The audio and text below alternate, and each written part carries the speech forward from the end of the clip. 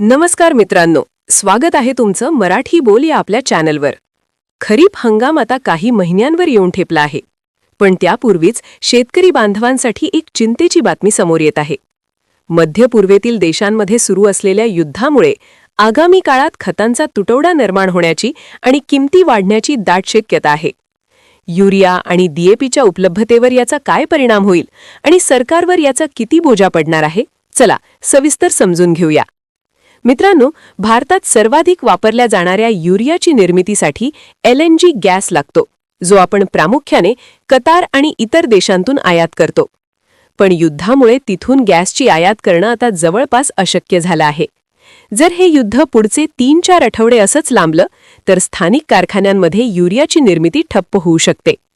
दुसरीकडे आपण ओमानमधून जो तयार युरिया आयात करतो त्यावरही या युद्धाचा मोठा परिणाम होणार आहे.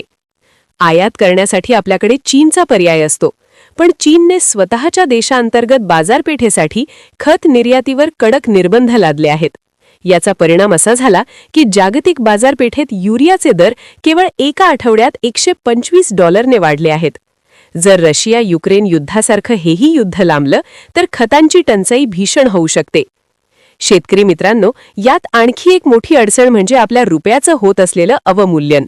जो रुपया 90च्या आसपास होता तो आता 92 पर्यंत गेला आहे. यामुळे खतांची आयात अधिक महाग झाली आहे. आंतरराष्ट्रीय बाजारात डॉलरमध्ये वाढलेली किंमत आणि रुपयाची घसरण यामुळे सरकारवर सबसिडीचा मोठा बोजा पडणार आहे. युरियासोबतच डीएपी आणि पोटॅशसाठी आपण रशिया, बेलारूस आणि कॅनडावर अवलंबून असतो. जरी काही देशांनी भारत आणि चीनला जहाजांसाठी सूट देण्याचं आश्वासन दिलं असलं तरी इन्शुरन्स प्रीमियम आणि वाहतूक खर्च म्हणजे फ्रेट रेट्स प्रचंड वाढले आहेत. आफ्रिकेला वळसा घालून खत आणावं लागल्यास शिपिंगची कॉस्ट वाढणार आहे, ज्यामुळे डीएपीच्या किमतीवरही दबाव येणार आहे.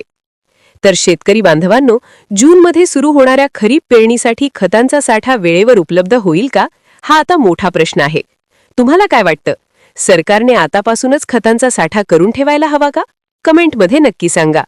ही महत्त्वाची माहिती इतर शेतकरी मित्रांपर्यंत पोहोचवण्यासाठी व्हिडिओला लाईक करा आणि शेअर करा. जागतिक घडामोडी आणि शेतीविषयक अपडेट्ससाठी मराठी बोल चॅनलला आत्ताच सबस्क्राईब करा. पुन्हा भेटूया नवीन माहितीसह. धन्यवाद. जय जवान, जय किसान.